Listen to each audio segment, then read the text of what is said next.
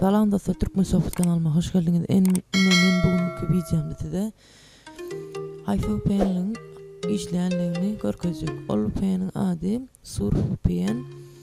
O Play Market'te var. Onu modus skaçat edebilirsiniz. Skaçat edin. Sonra içini açın. Men nahile çatırışını görkezdik. Arkadaşlar, içini açandan sonra şu yerine server deyilenden yerine var ya. Şu yerde hafifinin şerinde yaşıl antenasının hemesi dolu yaşıl bolup dursa ana şunun işleyenligi. Yani Germaniyanın Frankfurt işlerken saylayanı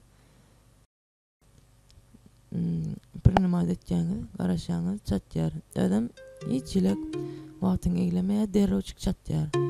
Sekundun devamında. Tamam mı? YouTube'a girip görüyorum. Açışını varım.